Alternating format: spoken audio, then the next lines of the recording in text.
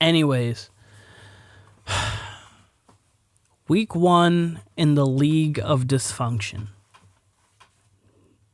Dysfunction with an I. Was good for some and not good for others. One of those others being yours truly, who played like actual garbage. I have no idea what went on. Camden was talking about me doing this because I had mentioned to him, this is not the week I want to do it, but doing it anyway. So, going through the week, me, Jared, play. I beat myself. I drafted his team. I put together a juggernaut coming out, and I lost by 53. 53. Is this college football? I don't know what's going. I have no running back. 2, Julio Jones. I just moved, so hopefully Javonte Williams and Devontae Smith can do something cool for me. But I have no running back. Saquon Barkley is turned into a dog. Barkley.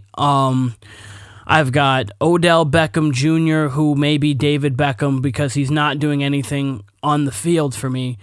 This team that I knew could be boom or bust is looking like it's busting and not in the good way. Jared looks like a powerhouse. He top to bottom. He has pieces. There is nothing that this man doesn't have. I drafted too good of a team for him. I'm sorry to the rest of the league. Obviously, it's only week 1, so he could probably lose the rest of the games. But for this week right now, he's getting all the praise, and he told me I get 15% of his win. So if he wins it all this year, guys, I get 15% of the trophy, so I may turn off the trophy on top and take that home with your father. Anyways, going through the games of the week. Joe DeZazzo lost to Ira by 29.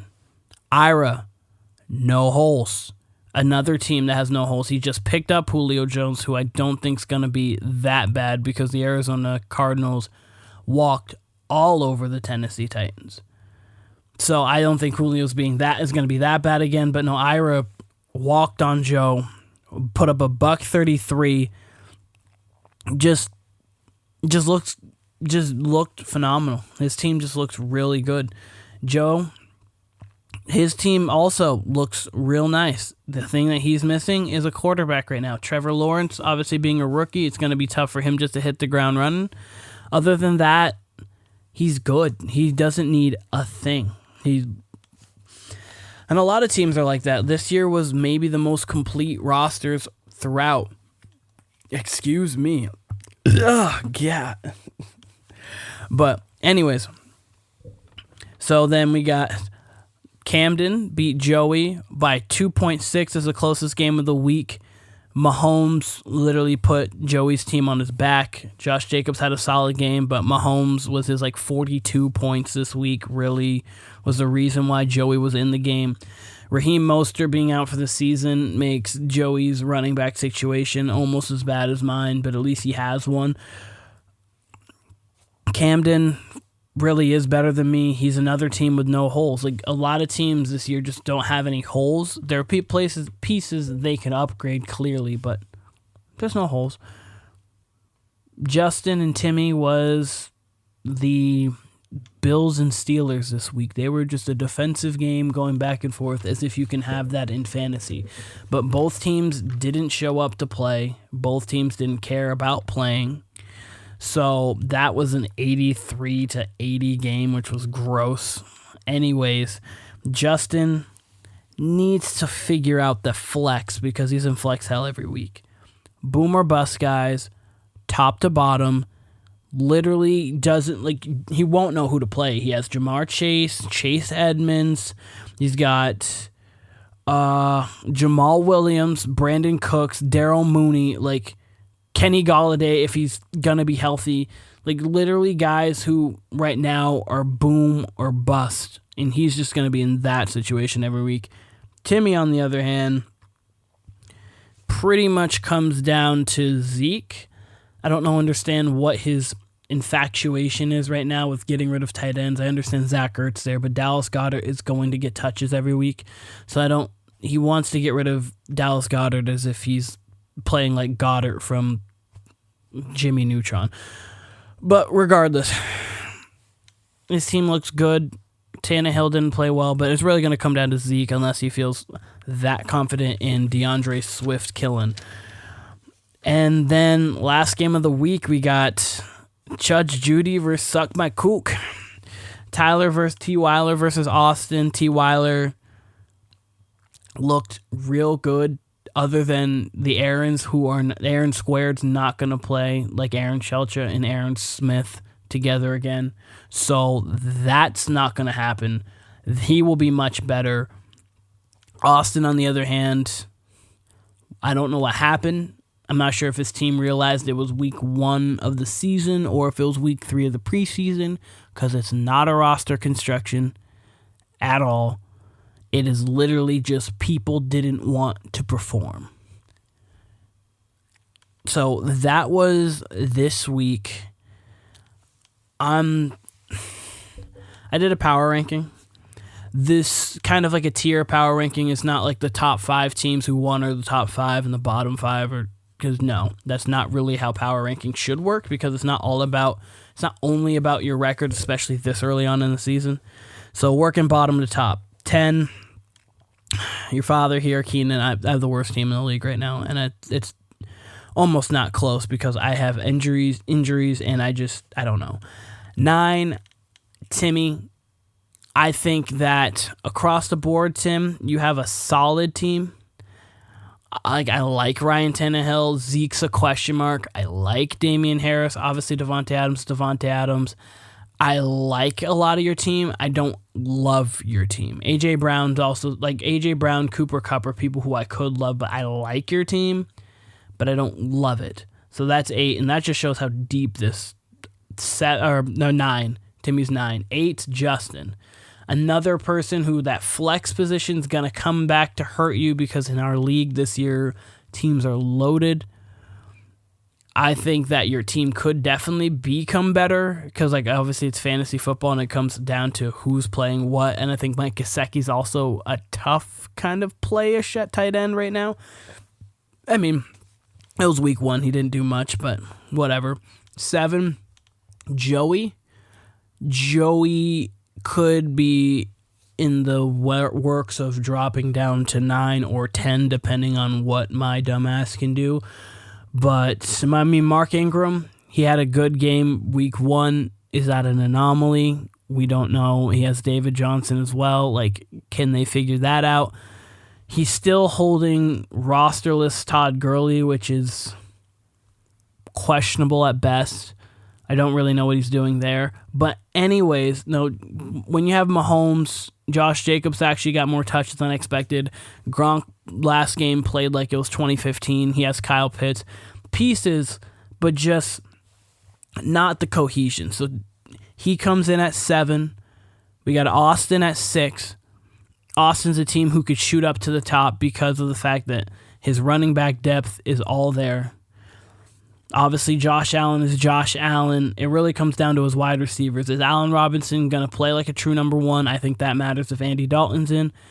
Deontay Johnson loves to get his targets because Big Ben loves to throw to him. He still has Brandon Ayuk, Cortland Sutton, has the running backs from San Fran, has that duo now. So a team who definitely can arise and become one of those top teams, but I can't put you in the top 5 after only scoring 71 in a game.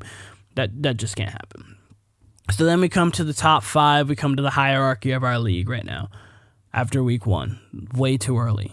Joe DeZazzo at 5. I think really it comes down to he's a team that could fully make a run for a chip. It all comes down to if Trevor Lawrence is going to play like Trevor Lawrence or if he is willing to make a trade with a running back like, I don't know, David Montgomery, and I can maybe try to do like Dak Prescott or someone like that. Possibly, something like that. I'm not trying to, use this to work my magic. 4, Tyler. I think Tyler put up 94 and the 2 Aarons combined for 5 points. So that's just showing how deep that roster is. That's just showing how good his roster can be. Obviously with Devontae Parker and Juju on the bench and Marquise Brown the way he played, I think that his team has a huge ceiling, especially because he's going to be able to rotate his three backs and have flex options, multiple flex options. I wish I didn't have a lisp and could talk every week. Dan's laughing. Number 3, Camden. As much as I hate to put him even in a thought, Lamar Jackson, Alvin Kamara, that duo is going to be nasty all season long, barring injury. I think Mike Evans is going to definitely improve throughout the season. It seemed like Mike Evans and Tom went back and forth when it came to kind of their chemistry. I think obviously Chris Godwin and Antonio Brown being underneath options, but I think Mike Evans is definitely going to get his targets. And plus he has people like Will Fuller if he comes back and actually is good. DJ Chark's interesting. Jarvis Landry if depending on Odell. So I think Travis Kelce being there, I think Camden's team's definitely number 3. And then the top 2, I hope it's not really shocking to many people right now after week 1. The Raging Chubbs, Ira, number 2, no holes. Every position solid. If Julio Jones can become 80% of Julio Jones again, I don't think he's washed like Timmy thinks he is. If that remains to be seen. But if he can become 80% of Julio Jones even, then that's a championship team waiting to happen. And number 1, Jared Keenan Warner. I lit a brohi fisherman. Jared's team's number 1. Kyler Murray was maybe the best quarterback of the week. He has the best running back probably in football. Darrell Henderson Jr., if he continues to actually run, that's literally the only thing that's a question mark, is Darrell Henderson Jr., and he has Mike Davis, who actually the Falcons ran more than I expected to. I had to watch that game and watch the Eagles trounce them 32-6, but Calvin Ridley, DK Metcalf, Amari Cooper, all number 1s, all phenomenal. Logan Thomas, who now that they have Taylor Heineke, I think it will be even more of a play because he's going to use the middle of the field rather than Fitz using the outside of the field. The Broncos defense is the Broncos defense. Von Miller looks like a man again, and then it's a kicker. So, Jared got performance of the week. But actually, wait, let me backtrack. So 1's Jared, 2's Ira, 3's Camden, 4's Tyler, 5's Joe D, 6 Austin, 7 Joey, 8 Justin, 9 Timmy, 10 yours truly, being garbage. Performance of the week is Jared, followed by Ira. Biggest surprise is Austin in Jared. I think Austin only scoring 71 points this week is a shock with how phenomenal that team is. And obviously Jared putting up a $140. I clearly am the worst performance. I lost in college football fashion. It's like Alabama meets Appalachian State. And yeah, that's the week 1 recap. The League of Dysfunction. I'm a little upset. I'm coming in. I'm playing Timmy this week, so he's favored +7. Anyone want? We can take bets over under +7.5. Timmy, me. We can set up bets outside of this. I'll set up a bet with anybody, but I play Timmy. Jared plays Camden, Ira plays Justin, Joe D plays Austin, Joey plays Tyler. I think game of the week is going to be Jared and Camden. I think Ira and Justin is interesting. Projected blowout of the week is Tyler and Joey. Tyler's projected to win by 15.5, and Austin's projected to win by 14, so that's going to be interesting to see if that happens. But, yep, that's the week 1 recap, and I'll be back on Wednesday next week.